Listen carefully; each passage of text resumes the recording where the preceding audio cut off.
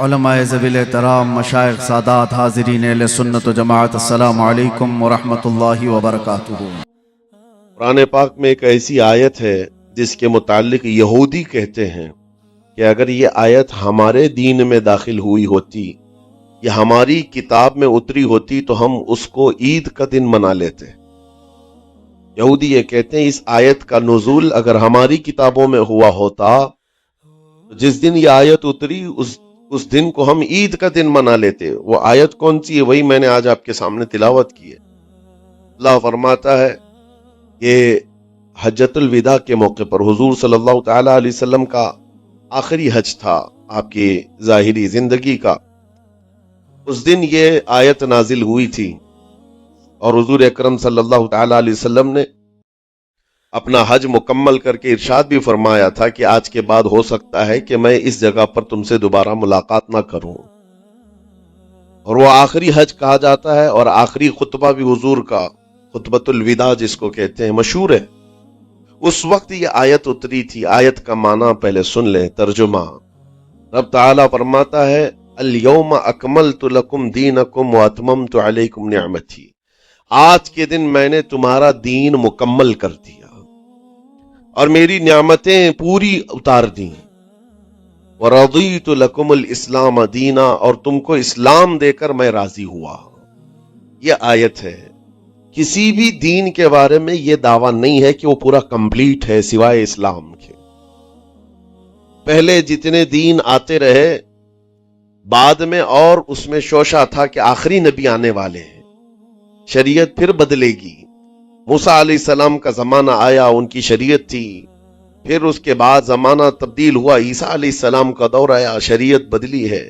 عقیدہ نہیں بدلتا، شریعت یہ لا کو کہتے ہیں، قانون، قوانین بدلے جاتے رہے۔ آدم علیہ السلام کی شریعت میں الگ قوانین تھے، نوح علیہ السلام کی شریعت میں قانون الگ تھے، بدلتی گئی شریعتیں، لیکن آ کر سٹاپ ہو گئی حضور پاک صلی اللہ علیہ وسلم کے اس دین پر۔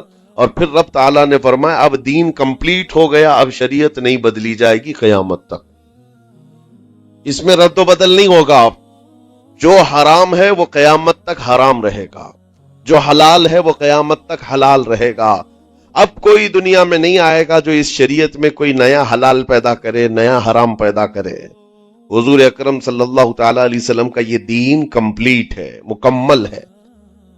اب آپ سنیے، قرآن پاک نے جب یہ فرما دیا کہ دین مکمل ہو گیا، یہ وعدہ، یہ دعویٰ کسی اور دین میں نہیں ہے، صرف اور صرف اسلام میں ہے کہ یہاں پیدا ہونے سے لے کر کے وفات تک کے مسئلے اللہ تعالیٰ نے تمہیں بیان کر دیے۔ وَلَا رَطْبٍ وَلَا يَابِسٍ إِلَّا فِي كِتَابٍ مُبِينٍ، کوئی خشکی کی چیز بھی نہیں ہے، کوئی تری کی چیز بھی نہیں ہے جس کو قرآن نے بیان نہ کیا ہو۔ رب تبارک و تعالیٰ نے ساری چیزیں بیان فرما دی، تمہاری شریعت کمپلیٹ ہے۔ آج تمہیں اپنی زندگی گزارنے کے لیے لا، قانون کسی ایرے غیرے کے پاس سے لینے کی ضرورت نہیں۔ اسلام ہر قانون تمہیں دیتا ہے، چاہے بچوں کے مذہب، بچوں کے معاملات ہوں، چاہے جوانوں کے معاملات ہوں، شوہر بیوی کے حقوق ہوں، ماں باپ کے حقوق ہوں، استاد شاگرد کے معاملات ہوں، پڑوسیوں کے حقوق ہوں، تجارت کے، لین دین کے، نکاح کے، خلا کے، عدت کے، طلاق کے، سارے مسائل پورا کا پورا تفصیل کے ساتھ اسلام تمہیں دیتا ہے۔ اس طرح کا کوئی لا پوری دنیا میں نہیں ہے جس طرح اسلام کے پاس ہے۔ ظاہر سی بات ہے جب اسلام کے پاس اتنا بڑا مکمل نظام ہوگا تب تو پھر یہ ٹارگٹ نمبر 1 پوری دنیا میں ہوگا ہی ہوگا۔ یوں ہی اسلام سے لوگ نہیں چڑھتے، یوں ہی اسلام سے نہیں نفرت کرتے۔ ظاہر سی بات ہے کہ حسینوں سے ہی حسد ہوتا ہے، کوڑی سے کون حسد کرے گا؟ جس کو کوڑ کی بیماری ہو اس سے کوئی حسد نہیں کرتا۔ ایک حسین دوسرے حسین سے بھی نفرت کرتا، حسد کرتا ہے، یا کم صورت والا اچھی صورت والے سے حسد فطری طور پر کرتا ہے۔ اسی لیے محاورہ کہا گیا ہے کہ حسینوں سے حسد ہوتا ہے، تو اسلام میں جو حسن ہے تو جتنے جلنے والے ہیں اتنے زیادہ حسد کرنے والے پیدا ہوتے ہی رہیں گے۔ اب آپ کے لیے یہ فخر کی بات ہے کہ دنیا جسے ٹارگٹ نمبر 1 کہتی ہے، جس سے چڑھتی ہے اور جلتی ہے، الحمدللہ رب تبارک و تعالیٰ نے وہ دین ہمیں عطا فرمایا۔ وہ اس لیے نہیں ہے کہ لوگوں کے چڑھنے کی وجہ سے میں فخر کر رہا ہوں، اس لیے کہ میرے دین کے علاوہ کوئی دین ایسا نہیں جو یہ دعویٰ کر سکے کہ ہم کمپلیٹ لا رکھتے ہیں، صرف اور صرف اسلام کے پاس ہے۔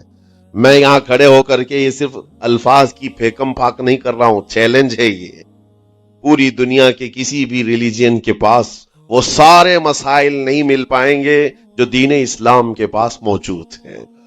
دین اسلام کے لیے اگر آپ کو میں بتا دوں کہ اس کا جو فقہ کا نظام ہے، مسئلے مسائل، جس کو اگر آپ پڑھنے کی کوشش بھی کریں زندگیاں بیت جائیں، صرف اور صرف ایک چیپٹر پر کتابیں لکھی ہوئی ہیں۔ صرف نکاح کے مسئلے کتابیں پوری ہیں، صرف طلاق کے مسئلے پوری کتابیں موجود ہیں۔ اتنا وستار کے ساتھ، اتنا تفصیل کے ساتھ کوئی دین نہیں پیش کرتا، صرف اور صرف اسلام ہے۔ یہ باتیں میں آپ کے سامنے کیوں رکھ رہا ہوں میرے عزیزو؟ تاکہ تمہیں یہ احساس ہو کہ اللہ نے کون سی نعمت تمہیں دی ہے۔ اسی آیت میں رب تعالیٰ فرماتا ہے وَأَتْمَمْتُ عَلَيْكُمْ نِعْمَتِي، میں نے اپنی پوری نعمت تمہیں دے دیا، پوری نعمت تمہیں دے دیا۔ احساس کرو کہ اسلام سے بڑھ کر نعمت کیا ملتی تمہیں، اسلام سے بڑھ کر کے کیا نعمت ہے، جس میں رب تبارک و تعالیٰ نے تمہیں اخلاق و کردار دیے ہیں، تعلیم کے لیے سارے۔ آپ کو ابھی اس زمانے میں پروپیگنڈے کے شکار ہو گئے کہ ہم جاہل قوم سے وابستہ ہیں، ہمارے ہاں جہالت زیادہ ہے، ہمارے ہاں بد کرداری زیادہ ہے۔ یہ عوام کو دیکھ کر کے لوگوں نے پروپیگنڈا بنایا، ورنہ تو ان کی حالت یہ تھی 18ویں صدی تک یورپ والوں کو روڈ بنانے کا طریقہ بھی نہیں معلوم تھا، اسلام نے سکھایا ہے۔ ان کو پارلیمنٹ میں بیٹھنے کا قانون نہیں معلوم تھا، اسلام نے قانون عطا کیے ہیں۔ ان کو عدالت چلانے کے معاملے معلوم نہیں تھے، اسلام نے پوری کتابیں پیش کی ہیں۔ اٹلی اور ڈنمارک جو آج یورپ کی کنٹریز میں شامل ہوتے ہیں، یہاں کے بادشاہوں کے بچے اسلامی علماء کے پاس اندلس میں پڑھنے کے لیے جاتے تھے، عیسائیوں کے، دوسروں کے، انگریزوں کے بچے، اور جب پڑھ کر کے آتے تھے اٹلی اور ڈنمارک میں واپس، تو پورے لوگ ان کو دیکھنے کے لیے بھیڑ لگاتے کہ یہ علماء اسلام سے پڑھ کر کے آ رہے ہیں۔ دنیا کو قلم پکڑنا سکھایا ہے اسلام نے۔ آپ کو ابھی میں اس موضوع پر نہیں بات کر رہا ہوں جو اسلام نے پوری دنیا کو دیا ہے۔ آج یہ جو گھڑی دیکھتے ہیں نا ہر جگہ پوری دنیا کا ٹائم، سب سے پہلے مسلم علماء نے اس کو ایجاد کیا ہے۔ دنیا کو ٹائم دیکھنے کا طریقہ اسلام نے سکھایا ہے۔ آپ کو ایک دو نہیں، آج پوری دنیا میں میڈیکل سرجری جو بھی ہوتی ہے، آپ کو پتہ ہے چیر پھاڑ کرنا ہر جگہ ضروری ہو گیا ہے۔ آپریشن تھیٹر، ساری دنیا جو سرجری کرتی ہے اس کے بیسک قانون بو علی سینا اسلامی عالم کے لکھے ہوئے ہیں۔ آج بھی امریکہ کی یونیورسٹی میں یہ کتاب داخل ہے، کیلیفورنیا میں۔ اس اسلامی علماء نے جو پوری دنیا کو دیا ہے وہ ایک الگ ٹاپک ہے۔ وہ اس کی ترقی اور عروج کا وقت تھا۔ اسپین میں کیمسٹری میں سب سے پہلے ایجاد کرنے والے علماء موجود ہیں، جابر بن حیان ہیں، جو الجبرا پوری دنیا کو دیا ہے۔ آج ہر یونیورسٹی، ہر کالج میں الجبرا کا سبجیکٹ ہوتا ہے۔ کس نے لکھا ہے؟ دنیا کو چلنے کا سلیقہ اسلام نے سکھایا ہے، بولنے کا طریقہ اسلام نے سکھایا۔ سیاست کے معاملات آپ کو پتا ہے، پہلے کے دور کی سیاست یہ تھی جو بادشاہ بن گیا اس کا راج ہے، اس کا قانون ہے، اور رات کو خواب میں کوئی چیز دیکھے تو صبح قانون بنا دے گا۔ بادشاہوں کا مزاج ہے، خواب میں کوئی چیز نظر آ گئی صبح وہ قانون بن گئی۔ تو یہ تو سلسلہ چلتا تھا پوری دنیا میں، اور آج بھی دنیا اس بات کی قرضدار ہے کہ حقیقت میں سیاست کسی نے سکھائی ہے تو وہ عمر ابن خطاب کی سیاست ہے، صدیق اکبر کی سیاست ہے۔ خلفائے راشدین نے جو حکومت و سیادت کر کے دنیا کو دکھایا ہے اس کی مثال کوئی پیش نہیں کر سکتا۔ اسی لیے ہمارے اس دیش کے جانتے ہیں جن کو موہن داس کرم چند گاندھی کہا جاتا ہے، گاندھی جی کو آج سارے لوگ یاد کرتے ہیں۔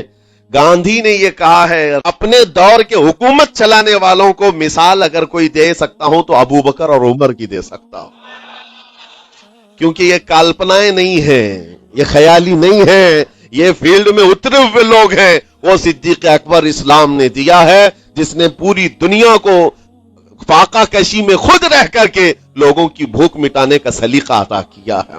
اس عمر ابن خطاب کو اسلام نے دنیا میں پیش کیا ہے جس عمر فاروق کا حال یہ ہے پورا مدینہ رات کو سوتا ہے اور یہ خلیفہ وقت گلیوں میں گشت کر رہا ہوتا ہے کہ کوئی بھوکا نہ سو رہا ہو۔ آپ کو پتا ہے وہ عمر ابن خطاب رات کے وقت گزرتے ہوئے ایک گھر کے قریب سے جا رہے ہیں تو دیکھا ایک مرد باہر بیٹھا ہوا ہے, اندر سے رونے کی آواز آ رہی ہے. اس کے مرد سے پوچھا آپ نے, وہ نہیں پہچانتا تھا. آپ کبھی حجاب ڈالتے, کبھی پردہ ڈالتے اور رات کو گلیوں میں مدینے کے گشت کر رہے ہوتے. اس مرد سے پوچھا کیا معاملہ ہے؟ کہا کہ میری بیوی کے بچے کی ولادت کا وقت قریب آ گیا ہے, درد ذہ میں مبتلا ہے اور گھر میں کوئی نہیں ہے, تکلیف ہے. جانتے ہو حضرت عمر فاروق رضی اللہ تعالیٰ عنہ اپنے گھر سے اپنی بیوی کو, اپنی بیٹی کو, اپنی بہو کو بلوایا اور کہا جاؤ یہاں پر گھر میں بچے کی ولادت ہونے والی ہے, اس کی تیمارداری کر. صبح تک خلیفۃ المسلمین کے گھر کی عورتیں ایک غریب کے گھر کی عورت کی تیمارداری کر رہی ہیں. جب بچے کے ولادت کی آواز آئی, سب سے پہلے مبارکبادی دینے والے عمر ابن خطاب ہیں. اس سے کہتے ہیں بھائی تمہیں مبارک ہو, اللہ نے بیٹا عطا فرمایا. وہ خوش و خرم ہے کہ میرا کوئی رشتہ دار نہیں ہے, اجنبی رات کو آیا ہے اور مجھے مبارکبادی بھی دیا, میرے گھر کے سارے کام کاج بھی اٹھا لیا اور اپنی پیٹھ پر گھر سے بوریا لا کر کے آٹے اور راشن کا اس گھر میں پہنچایا اور کہا خوش و خرم رہو, اللہ نے تمہارے گھر میں برکت دی ہے. صبح اٹھ کر کے وہ لوگوں کو بتا رہا ہے اللہ نے رات کو ایک عجیب فرشتہ بھیجا, میرے گھر میں اکیلی عورت تھی, درد ذہ میں مبتلا تھی, 3 عورتیں بھی آئی اور ایک مرد بھی آیا, رات بھر میرے ساتھ بیٹھا رہا, مجھے کھلایا پلایا بھی, میرے گھر کی تیمارداری بھی کر کے گیا. لوگوں نے کہا جانتے ہو کون تھا وہ؟ عمر ابن خطاب امیر المومنین تھے. دنیا کو یہ سیاست کا سلیقہ دینے والا اسلام کا وہ عظیم سپہ سالار ہے. آج بھی آپ کو میں بتاؤں اٹلی میں اور ڈنمارک میں اور کچھ کنٹریز میں ایک دن منانے کا پرستاؤ پیش کیا جا رہا ہے. یہ نہیں کہہ رہا ریچرڈ کا یا ریمونڈ کا, کوئی جو بڑے بڑے ان کے سپہ سالار ہیں ان کا ایک دن منایا جائے گا جن کو مطلب کوئی بہت بڑا نوبل پرائز ملا ہو. میں یورپین کنٹریز کی بات کر رہا ہوں جہاں وہ اپنے بادشاہوں کے پیدائش کا دن یا ان کے کسی اینیورسری کو منانے کا پرستاؤ نہیں پیش کر رہے, بلکہ یورپ کی یہ 2 کنٹریاں ہیں جو یہ پرستاؤ پیش کر رہی ہیں کہ سال میں ایک دن ایسا منایا جائے جس کا نام صلاح الدین ایوبی ڈے ہونا چاہیے. یہ ہم نہیں کہہ رہے ہیں, دنیا آج بھی اس بات کو تسلیم کرتی ہے, صلاح الدین جیسا جرنیل دیکھا نہیں ہے. عزیزان گرامی وقار, یہ چند مثالیں میں آپ کے سامنے رکھا اور اس کے بعد پھر میں تمہیں جھنجھوڑ کر پوچھتا ہوں, اپنے دل پر ہاتھ رکھ کر کے بتاؤ اسلام سے اچھا کوئی راستہ ہے؟ قرآن یہی کہتا ہے وَمَن يَبْتَغِ غَيْرَ الْإِسْلَامِ دِينًا فَلَن يُقْبَلَ مِنْهُ, جو اسلام کے علاوہ دوسرا راستہ لے کر کے آئے گا قیامت کے دن اس کا کوئی قبول نہیں کیا جائے گا, نہیں قبول کیا جائے گا, بلکہ وہ سب سے بڑے گھاٹے میں ہوگا, آخرت کے دن خسارہ اٹھانے والوں میں ہوگا. آج تمہارے پاس وہ عقل سلیم اللہ تعالیٰ نے دیا جس کو تھوڑی بہت شدھ بدھ ہونا, عقل کا استعمال کرتا ہو, وہ بھی اسلام کے متعلق سوچے گا کہ میرے دین میں اتنی اچھائیاں ہیں, آج تک رب تعالیٰ نے مجھے یہ پیشانی کسی کے سامنے جھکنے نہیں دیا. کہیں جھکاتے ہو؟ ارے کھانا کھاتے, کھانا تو روزانہ ضروری ہے, اور رزق کے معاملے میں تو لوگ ایسے, دنیا کہتی ہے پیٹ پوجا, ہم پیٹ پوجا نہیں کہتے. کھانے کے لیے بعض لوگ کہتے ہیں نا پہلے پیٹ پوجا ہو جائے, پوجا کا لفظ ہی ہم استعمال نہیں کرتے. کھانا برتن میں رکھا ہوا ہے, آپ کے گھر میں کھانا لا کر کے دیا جاتا ہے, تو کیا آپ سر جھکا کر چاٹ کے کھاتے ہیں یا لقمے اٹھا کر ہاتھ سے کھاتے ہیں؟ ہاتھ سے کھاتے ہیں. باقی جانوروں کو دیکھو, بکری کھاتی ہے منہ جھکا کر کھاتی ہے, بیل بھینس وغیرہ سب سر جھکا کر کے کھاتے ہیں, رزق کو چاٹ کے کھاتے ہیں. ان کا سر جھک جاتا ہے, لیکن تمہارے سر کو رب نے اتنا محترم رکھا کہ روز جو تمہیں رزق کی ضرورت ہے اس کے سامنے بھی مت جھکاؤ. سر جھکانا ہے تو رزق کے سامنے نہیں, رزاق کے سامنے جھکایا جائے. تمہاری پیشانی کو محترم رکھا گیا ہے کہ تم جھکو گے تو کس کے سامنے؟ صرف رزاق جو ہمارا پالن ہار حقیقی ہے. اور حد تو یہ ہے میرے عزیزو, یہ دنیا کی واحد قوم ہے, یہ واحد مذہب ایسا ہے, یہودی ہوں, عیسائی ہوں, ہندو ہوں, کوئی بھی ریلیجن آپ لے کر کے آئیں, جس کو وہ بہت زیادہ مانتے ہیں یا جس کو گاڈ کہتے ہیں یا جس کو بھگوان کہتے ہیں, ان کی صورت بھی ہوگی, مورت بھی ہوگی, اور سامنے دیکھتے ہیں اور جھکتے ہیں, عبادت کرتے ہیں. لیکن تنہا مسلمان ایسے ہیں, کروڑوں مسجدیں ہوں گی, کہیں خدا کی کوئی تصویر دیکھا ہے؟ کہیں مسجدوں میں خدا کا کوئی مورت یا صورت بنائی ہوئی دیکھا ہے؟ نہیں ہے. یہ واحد قوم ہے جو بن دیکھے مولا کی بارگاہ میں سجدے میں جھک جاتی ہے. صرف بات اتنی ہے کہ ان کو یہ کہنا پڑے گا، اگر میں کہوں میرے نام پر آ جاؤ جھک جاؤ، نہیں کوئی نہیں جھکائے گا. ہاں یہ کہنا پڑے گا امام کو بھی اللہ اکبر، اللہ سب سے بڑا ہے. پھر کوئی پیچھے کھڑا ہوا یہ نہیں پوچھتا کہ کس نے کہا، کون پکار رہا ہے، پیشانی لے جا کر زمین پر لگا دیتے. کیوں؟ ہماری پیشانی خالص اللہ کے لیے ہے. میرے عزیزوں، یہ وہ پرائیورٹیز ہیں اور یہ اسپیشلٹی ہے آپ کے اس کمیونٹی کی جس کو مجھے آپ کے سامنے رکھنا ہے. اتنی سارے اچھے گلشن کو چھوڑ کر اگر کوئی بربادی کی طرف جائے تو پھر سوائے بدنصیبی کے کیا ہے اس کے پاس؟ جس کو اللہ تبارک و تعالی وعدے کیا ہو کہ تم اپنی جان اور اپنے مال کے بدلے مجھ سے جنت خرید لو، جہاں پر سارے اخلاق و کردار اور دنیا کی سب سے اعلیٰ اخلاق تمہیں سکھانے کے دعوے کیے گئے ہوں، وہ چھوڑ کر کے اگر دنیا کہیں اور جائے تو پھر تمہاری یہ ہرما نصیبی ہے. ایک بات میں آپ کو بتاؤں، سکسیس کس کو کہتے ہیں؟ کامیابی. اور ہر کوئی یہ کہتا ہے کہ مجھے سکسیس کی طرف سفر کرنا ہے. 10ویں پاس نوجوان کو بھی پوچھیں کہ کوئی بھی کورس کر رہا ہے، آگے جا رہا ہے، کیوں جا رہا ہے؟ کچھ سکسیسفل لائف گزارنا ہے، کامیاب زندگی گزارنا ہے، اس کے لیے دروازے کھٹکھٹا رہا ہے. تمہیں پتا ہے ان مسجدوں کے میناروں سے جو آواز گونجتی ہے اذان کی، اس میں ایک لفظ آتا ہے، سارے لفظ تو آپ کو یاد ہوں گے، اللہ اکبر بھی کہا جاتا ہے، اشہد ان لا الہ الا اللہ بھی، اشہد ان محمد رسول اللہ بھی ہے. اس کے بعد ایک لفظ پکارتا ہے مؤذن، حی علی الصلاۃ. حی علی الصلاۃ کا مطلب ہوتا ہے آؤ نماز کی طرف، آؤ نماز کی طرف. اس کے بعد ایک اور لفظ پکارتا ہے حی علی الفلاح، جس کا معنی معلوم ہے آپ کو؟ مؤذن یہ کہتا ہے آؤ کامیابی کی طرف، آؤ کامیابی کی طرف. ٹوٹل یہ دن میں 10 بار مؤذن پکارتا ہے.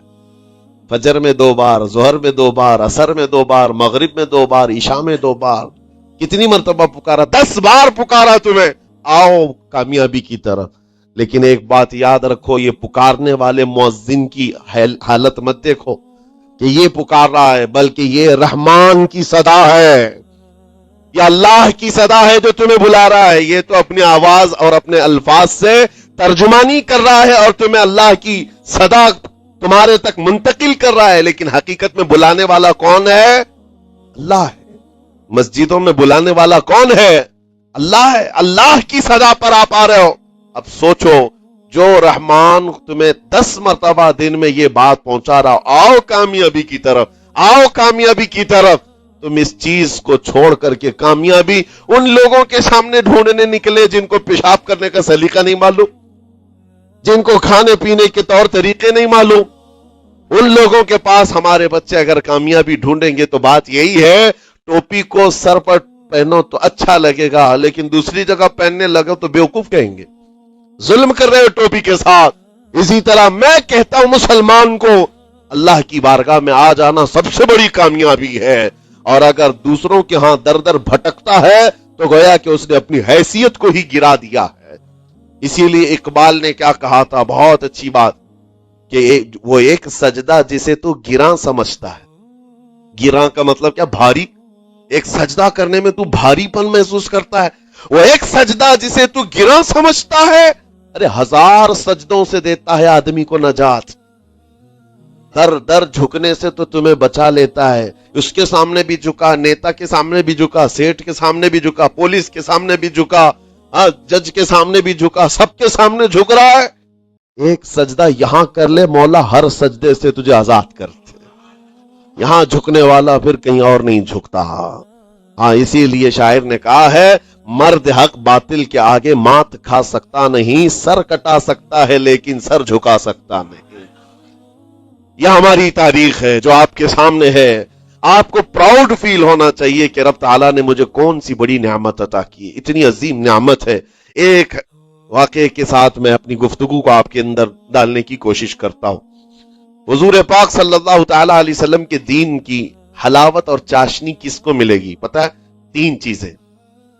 جو ایمان کی لذت جس کو ملتی ہے وہ پھر دوسری جگہ نہیں منہ مارتا، ادھر ادھر نہیں دیکھتا کہ کہاں کامیابی ہے، کہاں سکسیسفل ہے، بلکہ جس کو ایمان کی لذت ملی ہے وہ یہ سوچتا ہے کامیابی میرے نبی کے قدموں میں ہے، مجھے جو ملنا ہے وہ یہیں سے ملنا ہے. بریلی کے امام کہتے تھے یا رسول اللہ خلق کے حاکم ہو تم، رزق کے قاسم ہو تم، جو ملا تم سے ملا تم پہ کروڑوں درود.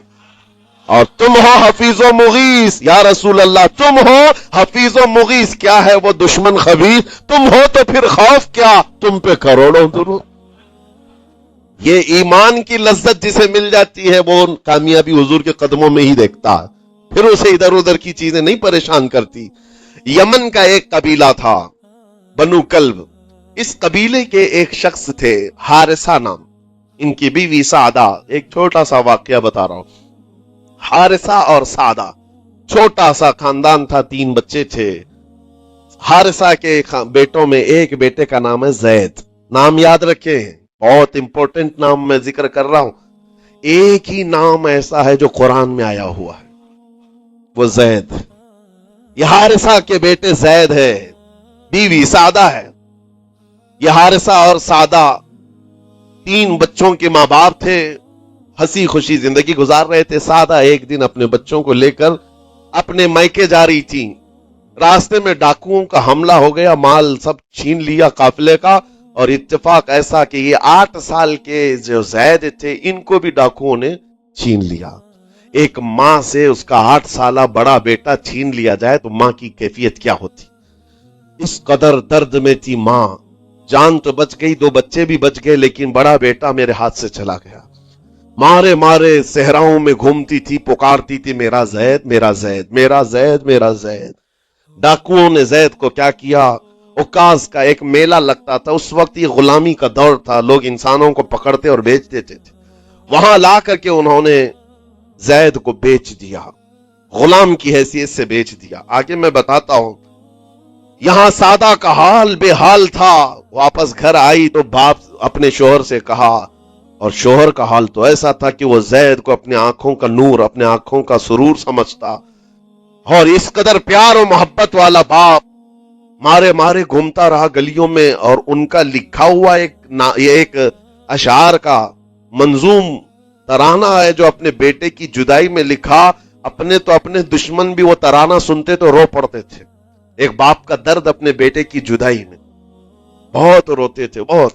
ماں بھی دن رات روتی، باپ بھی پہاڑوں پر چڑھ جاتے اور وہاں سے صدا لگاتے، اے آسمان اگر تو نے زید کو دیکھا ہے تو میرے حوالے کر دے.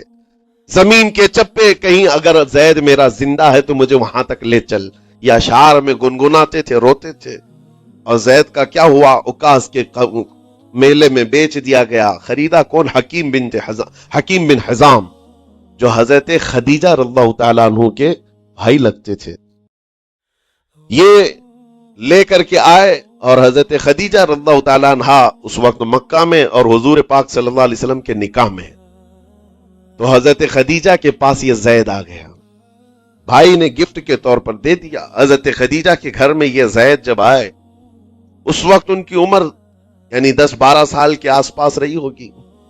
اور یہ ایسا لڑکا جو چھوٹی سی عمر کا، ادب اتنا تھا کہ ہر ایک ادب کرتا، بڑے اچھے خاندان سے تعلق رکھنے والا. ہوا کیا، ایک دن آفتاب رسالت، ماہتاب رسالت رسول پاک صلی اللہ علیہ وسلم کی نظر پڑی. دیکھا اخلاق و کردار میں کامل بچہ ہے، اور ایک ہی نظر میں بھاگ گیا. پوچھا حضرت خدیجہ سے، کہا کہ یہ غلام عکاظ کے میلے میں بیچا گیا ہے. حضور نے فرمایا یہ میرے حوالے کر دو، میرے حوالے کر دو. حضور نے جس کو پسند کر لیا ہو، حضور نے جس پر نگاہ رکھی ہو. اب وہ زید خوشی خوشی حضور کے پاس آئے. نبی پاک صلی اللہ تعالی علیہ وسلم ان کے اخلاق سے بڑے خوش تھے، اور اس کے بعد محبت بھی ایسی دی، ایسی شفقت دی کہ زید کو نہ باپ کی خبر تھی نہ ماں کی خبر تھی. جو کچھ تھا وہ رسول اللہ کے پاس تھا. حضور پاک صلی اللہ تعالی علیہ وسلم کی تربیت میں دن گزرتے گئے، بڑے ہو گئے، یہاں تک کہ 16 سال کی عمر تھی. ایک دن حج کے موسم میں یمن کا بنو کلب خاندان آیا ہوا تھا، اور وہاں حج کے دوران وہ لوگ زید کے باپ حارثہ کے لکھے ہوئے اشعار پڑھ رہے تھے اور لوگوں کو رلا رہے تھے. ایک ہمارے قبیلے میں باپ ہے جو بچھڑے ہوئے بچے کی یاد میں روز روتا ہے، اس کے اشعار تو سنو. لوگ سن کر کے رو رہے تھے، یمن کا کوئی ایسا باپ ہے جو یوسف گم گشتہ کی خبر میں رویا کرتا ہے. یہ لوگوں کی بھیڑ لگی تھی، اسی کے سامنے سے زید کا گزر بھی ہو رہا تھا۔ بنو کلب کے لوگوں نے زید کو دیکھا، پہچان لیا، یہی تو وہ بچہ ہے جس کی یاد میں اس کا باپ روتا ہے، اور اس کو بلایا اور کہا تیرا نام؟ کہا زید۔ باپ کا نام حارثہ، کہا یہی تو ہے جس کے غم میں پورے اشعار پڑے جا رہے ہیں یمن میں۔ زید سے کہا تجھے پتہ ہے تیرے باپ کا رو رو کر کے کیا حال ہو گیا؟ تیری ماں صحراؤں میں آواز دیتی ہے، پہاڑوں پر چڑھ جاتی ہے۔ ایک بچے کے لیے اس کے ماں باپ کی جدائی بتا دینا کتنی بڑی بات تھی۔ میرے عزیزوں، سالوں کی یہ گم گشتہ خبر پھر سے واپس مل گئی ہے۔ زید نے کیا کہا کہ اب میرے ماں باپ سے جا کر کہہ دیں کہ رونا دھونا بند کریں، اونٹوں کی طرح ادھر ادھر بھٹکنا بند کریں، انہیں میرا سلام پہنچائیں اور کہیں انہوں نے جہاں مجھے دیکھنا تھا اس سے بہتر جگہ میں ہوں۔ یہ بنو کلب خاندان گیا یمن، جا کر کے باپ سے کہا حارثہ سے اور سعدہ سے خبر تمہارے لیے اچھی لائے، تمہارا گم ہوا بیٹا جو پچھلے 10-12 سالوں سے تمہیں نہیں مل رہا تھا، وہ حرم کعبہ کے پاس ہمیں نظر آیا ہے، غلام بنا کر لوگوں نے بیچا ہے اسے، لیکن وہ ایک ایسے حسین و جمیل کی غلامی میں ہے، ایک ایسے حسن والے کی غلامی میں ہے کہ زید وہاں سے ہٹنا نہیں چاہتا۔ باپ نے کہا میرے کلیجے سے پوچھو مجھ پر گزرتی کیا ہے، اس کی ماں سے پوچھو، ایک نظر دیکھ لے گا وہ واپس ہماری جھولی میں آ جائے گا۔ دوڑتے یمن سے گھنٹوں یعنی جو مہینوں کا سفر تھا دنوں میں طے کر کے پہنچے، مکہ آئے۔ جیسی آئے تو رسول پاک صلی اللہ علیہ وسلم کو ڈھونڈا، حضور پاک مل گئے تو دھاڑے مار مار کر باپ رونے لگا اور کہا کہ اے محمد صلی اللہ علیہ وسلم، ہم نے آپ کے متعلق سنا ہے یتیموں کے والی ہیں، آپ کا دل بہت بڑا ہے، مجھ باپ کے اوپر رحم کیجیے، برسوں سے اپنے بچے کے لیے ترس رہا ہے، میں اور میری بیوی تڑپتے ہیں، صحراؤں میں آواز دیتے ہیں۔ حضور نے پوچھا ہوا کیا ہے تمہارے ساتھ؟ کہا ہمارا بیٹا گم ہو گیا تھا، برسوں ہو گئے تھے، لیکن سنا ہے وہ یہاں رہتا ہے۔ حضور نے پوچھا کیا نام ہے اس کا؟ کہا زید اس کا نام ہے، میرا نام حارثہ ہے۔ حضور پاک صلی اللہ علیہ وسلم کے محبوب زید کے بارے میں پوچھ لیا، حضور جس سے خود محبت کرتے ہو، باپ نے پوچھ لیا۔ حضور نے فرمایا کہ ٹھیک ہے، میں ایک باپ کے کلیجے سے اس کے بیٹے کو الگ نہیں کر سکتا، ماں سے اس کے بیٹے کو جدا نہیں کر سکتا، لیکن بات اتنی ہے کہ زید کو بلایا جائے، فیصلہ اس کے ہاتھ میں ہے، میں زید کو بلاتا ہوں۔ غلام تھے اس وقت، حضرت زید کو بلایا گیا اور اس وقت بھری جوانی والا زید ہے، جیسی ہی آئے پہلی نظر باپ کو دیکھا، ماں کو دیکھا، ماں باپ تو چیخ پڑے ہمارا زید مل گیا، لیکن کمال کی بات میں دیکھتا ہوں ایسی دیوانگی پوری دنیا میں نہیں۔ زید نے دیکھا اپنے ماں اور باپ کو، لیکن اسی وقت اپنی آنکھیں جھکا لی اور حضور کی طرف کر لیا۔ ادھر پہلے حضور پاک صلی اللہ علیہ وسلم کی طرف، حضور نے دیکھا کہ زید ماں باپ کی طرف دیکھ نہیں رہے ہو، جو رو رو کر کے برا حال کر چکے ہو۔ حضور نے زید سے کہا پہچانتے ہو؟ کہا ہاں حضور، یہ میرے باپ ہیں اور یہ میری ماں ہے، یہ میرے چچا ہیں۔ حضور نے فرمایا پھر ملتے کیوں نہیں ہو؟ کہا سرکار اگر اجازت ہو تو ملوں گا، برسوں کا بچھڑا ہوا جوان ہے، آپ اجازت دو تو میں ملوں گا۔ نبی پاک صلی اللہ علیہ وسلم نے فرمایا جاؤ تمہیں اجازت ہے۔ جیسی گئے اس منظر کو جو بیان کیا گیا ہے میرے عزیزوں، ہم پڑھتے ہیں تو آنکھیں بھیگ جاتی ہیں۔ ماں لپٹ کر کے اپنے بچے کو ہر جگہ چوم رہی ہو، باپ سینے سے لگا کر کے دھاڑے مار کر رو رہا ہو، پہلے تو غش کھا کر گر گیا تھا، پھر افاقہ ہوا، یہ دردناک منظر تھا۔ اس کے بعد زید بن حارثہ کو کیوں نہ تکلیف ہو، غم کیوں نہ ہو، ماں باپ بچھڑے ہوئے اتنے سالوں کے بعد دیکھنے کو ملے، دل پر کیا بیت رہی ہوگی۔ میری ماں وہی جو مجھے خشکیوں میں پالا کرتی، تریوں میں پالا کرتی، میرا باپ وہی جو خون پسینے کی کمائی سے مجھے کھلایا تھا، آج آ گیا ہے۔ حضور پاک صلی اللہ علیہ وسلم نے کہا زید یہ جو جذباتی منظر ہے اس کو ختم کر کے اب اعلان کر دو کہ تمہاری ماں آئی ہے تمہیں یمن سے لینے کے لیے، تمہارا باپ آیا ہے، تمہارا چچا آیا ہے تمہیں یمن سے لینے کے لیے، میں نے فیصلہ تمہارے حوالے کر دیا ہے، میں اپنے غلامی سے تم کو آزاد کر دیتا ہوں، تم بغیر کوئی فدیہ لیے ہوئے، بغیر کوئی پیسہ لیے ہوئے، اس وقت اپنے غلام کو کوئی چھوڑتا نہیں تھا، لیکن تمہاری ماں کا درد دیکھا نہیں جا رہا، میں آزاد کر دوں گا بغیر کسی فدیہ کے، تو اپنی ماں اور اپنے باپ کے پاس جا سکتا ہے۔ اتنا حضور کا فرمان، آزاد کر دینا مکہ میں آسان نہیں تھا، بیٹے کو آزاد کیا حضور پاک صلی اللہ علیہ وسلم نے، تب جانتے ہو وہ کمال کا بیٹا ہے زید بن حارثہ۔ اسی وقت اپنی ماں کو دیکھتے ہیں، باپ کو دیکھتے ہیں، چچا کو دیکھتے ہیں، اور اس کے بعد مکہ والے یہ منظر دیکھنے کے لیے جمع تھے۔ مخاطب ہو کر کے کہتے ہیں اے سارے مکہ والوں، گواہ ہو جاؤ میں اپنی زندگی حضور محمد مصطفیٰ کے لیے وقف کر دیا ہے، میں نے محمد عربی صلی اللہ علیہ وسلم کے لیے زندگی وقف کر دی ہے، نہ مجھے یمن جانا ہے، نہ مجھے بنو کلب جانا ہے۔ ماں اور باپ دیکھتے رہ گئے۔ باپ نے پوچھا زید آزاد کیا گیا ہے اور آزادی کی زندگی کو چھوڑ کر تو غلامی کی زندگی کو قبول کر رہا ہے؟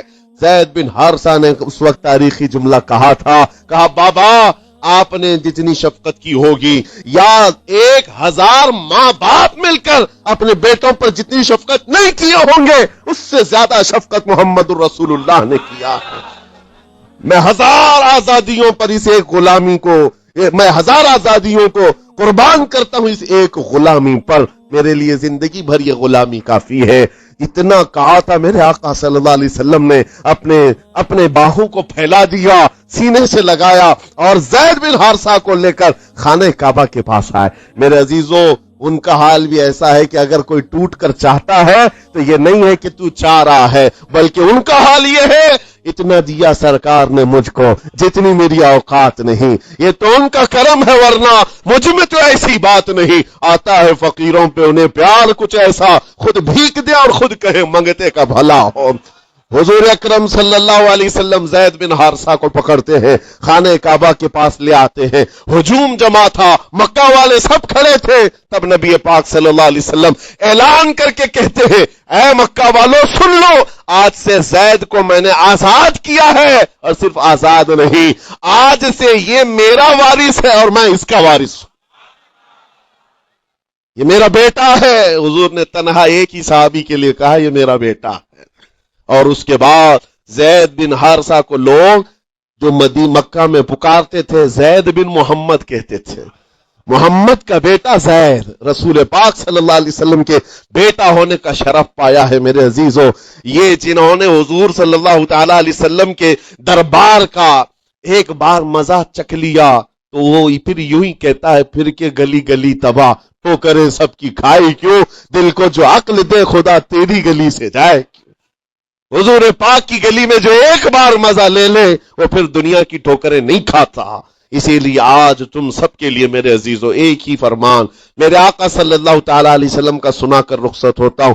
ایمان کی حلاوت اس کو ملتی ہے جو اپنی زندگی میں سب سے زیادہ اللہ اور اس کے رسول سے محبت کرتا ہے، اللہ اس کے رسول سے محبت کرتا ہے۔ اور دوسری چیز یہ بھی ہے کفر میں جانے کو ایسا ناپسند کرتا ہو جیسے آگ میں ہاتھ ڈالنے کو ناپسند کرتا ہے۔ کفار و مشرکین کے میلے آج لگ رہے ہوں گے لیکن تمہارا امتحان ہوگا، 31 نائٹ آنے والی ہے، یہ آزمائش کی رات ہے۔ لوگوں کو دیکھا جائے گا کہ تم کون سی عیاشیوں میں جاؤ گے، تم اس رات کو کیا دنیا داروں کو دیکھ کر ان کے پیچھے بھاگ جاؤ گے۔ ایک بات یاد رکھو، شیروں کو جس کام کے لیے پیدا کیا گیا اسی کام پہ رہنا چاہیے، اور شیر اگر اپنا کام بھول جاتا ہے تو کتے اس کے اوپر لگ جاتے ہیں۔ تمہارا کام کتوں کی طرح بھونکنا نہیں ہے، تمہارا کام شیروں کی طرح دھاڑنا ہے۔ میرے عزیزو محمد عربی صلی اللہ علیہ وسلم کے وہ شیر جو گٹر اور نالی کے لیے نہیں پیدا کیے گئے، اعلیٰ اخلاق و کردار کے لیے پیدا کیے۔ تم امت محمدیہ خیر امت ہو، شراب پینے کے لیے نہیں، جوا کھیلنے کے لیے نہیں، تاش کے پتوں پر مال اڑانے کے لیے نہیں، غلط نگاہوں کو پھیلانے کے لیے نہیں، آوارہ گردی کے لیے نہیں پیدا کیے گئے۔ تمہاری نسبت رسول اللہ سے ہے، اتنی بات یاد رکھو۔ اللہ نے مجھے خیر امت کہا ہے، میری آنکھیں اٹھ رہی ہیں تو فرشتے بھی دیکھ رہے ہیں، رب تعالیٰ دیکھ رہا ہے میرے چلنے پھرنے کو، رب تبارک و تعالیٰ اس کے علم سے کوئی ایک ادا بھی میری بے خبر نہیں ہے، غافل نہیں ہے۔ اس لیے عزیزان گرامی اوقات تمہارے اس آنے والے نئے سال کی کیسے آپ اوپننگ کرتے ہو، کیسے اس کی ابتدا کرتے ہو، یہ تمہارے ہاتھ میں ہے۔ گناہوں کی لذت کے ساتھ اپنی زندگی کا ایک نیا سال شروع کر رہے ہو، یا پھر رب تبارک و تعالیٰ کی تسبیح و تہلیل اور مصطفیٰ کریم کے قدموں میں درود بھیج کر اپنے نئے سال کی ابتدا کرتے ہو۔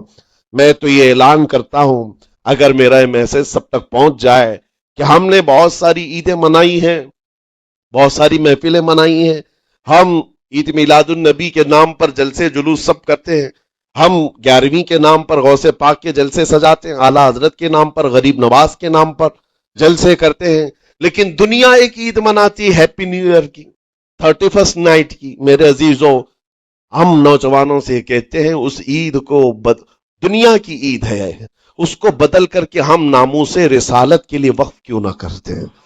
ہم بھی اپنی مسجدوں میں رات کو آ جائیں، ساری مسجدیں یہ سال کے اختتام کے وقت کھل جائیں عشاء کے بعد، اور ہر مسجد اس بات کا خیال کرے کہ ہمارا وہ نوجوان آج کہیں عیاشی پر نہ جائے، اپنے سال کی اختتام اور ابتدا ہو رہی ہو، یہ ہم کو پتا نہیں، ابھی تو ہم بیٹھے ہیں، اگلے سال تک ہم رہیں گے کہ نہیں رہیں معلوم نہیں، یہ تو دسمبر کا لاسٹ چل رہا ہے، لیکن یہ ہمیں پتا نہیں 1 جنوری دیکھ سکتے ہیں کہ نہیں دیکھ سکتے، ہم میں سے کسی کو علم نہیں ہے، لیکن اس کے باوجود اگر اللہ تعالیٰ نے دے دیا آپ کو اس سال کا آخری، توبہ کرنا چاہیے۔ اے رب ذوالجلال، یہ پورا سال میرا جو بدکاریاں ہوئی ہیں، مجھ سے جو خرابیاں ہوئی ہیں، مجھ سے جو گناہ ہوئے ہیں، معاف کر دے۔ تو ایک نیا سال میری زندگی میں کھول رہا ہے مولا، پچھلے سال جو مجھ سے گناہ ہوئے، اس سال وہ گناہ نہ ہو، میں تیرے دربار میں پناہ مانگتا ہوں، تیرے دربار کی پناہ مانگتا ہوں ان تمام شیاطین کے شر و فساد سے جنہوں نے مجھے بدکار بنانے کی کوششیں کی ہیں۔ اگر اس رات تمہاری دعا قبول ہو گئی تو انشاءاللہ 2024 ہمارا ہے۔ لوگ آج بہت ساری بھوشمانیاں کر رہے ہیں، 2024 ان کا ہے، ان کا ہے، میں کہتا ہوں غلامان مصطفیٰ کا ہے۔ ہاں، سال کی ابتدا اگر حضور پاک کے نام سے کرو، درودوں کی خیرات اور درودوں کی ڈالیاں نچھاور کرو نبی کریم صلی اللہ تعالی علیہ وسلم کی بارگاہ میں، اور اللہ سے مدد مانگو کہ مولا اس سال کی ابتدا ہم تیرے نام سے شروع کر رہے ہیں، انشاءاللہ یقین ہے میرے عزیزوں، جو دروازے بند ہیں وہ کھلیں گے ضرور، اور جو آفتیں آئی ہیں وہ ٹلیں گی ضرور۔ بس بات صرف اتنی ہے، قرآن بھی کہتا ہے، جس کی ترجمانی اقبال کرتا ہے کہ محمد سے وفا تو نے، تو ہم تیرے ہیں، یہ جہاں چیز ہے کیا، اے لوح و قلم تیرے ہیں۔ اللہ کریم کہنے سننے سے زیادہ عمل کی توفیق عطا فرمائے۔ نوجوانوں سے گزارش ہے، آج آپ یہاں پر تو پتہ نہیں ہے کمیٹی والے اس بات کی اجازت دیتے ہیں کہ نہیں دیتے، لیکن 31st نائٹ جو آئے گی، میری گزارش ہے کہ آپ مسجد کو کھلی رکھیں، اس رات یہاں ذکر کی محفل سجائی جائے، کریں گے انشاءاللہ۔ جو جہاں ہے وہ اپنی مسجدوں میں اس بات کا عہد کرے کہ آج ہم ذکر کریں گے، توبہ اور استغفار کریں، اور حضور پر درود پاک کی محفل سجائیں گے۔ اللہ تبارک و تعالیٰ آپ کے اس عزم کو قبول فرمائے۔ مولا کریم ہمیں رسول پاک صلی اللہ علیہ وسلم کے قدموں میں کامیابی ڈھونڈنے کی توفیق دے۔ مولا کریم بس اتنی دعا ہے کہ ہماری زندگی جب تک رہے تیرے نبی کے وفاداروں میں شمار فرما، اور بارگاہ مصطفیٰ میں یہ عریضہ ہے، یا رسول اللہ تیرے ٹکڑوں پہ پلے غیر کی ٹھوکر پہ نہ ڈال، جھڑکیاں کھائیں کہاں چھوڑ کے صدقہ تیرا، تو جو چاہے تو میل میرے دل کے دھلے، کہ خدا دل نہیں کرتا کبھی میلا تیرا، گندے نکمے کمی مہنگے ہیں کوڑی کے تین، کون ہمیں پالتا تم پہ کروڑوں ضرور، بے ہنر و بے تمیز کس کو ہوئے ہیں عزیز، ایک تمہارے سوا تم پہ کروڑوں ضرور۔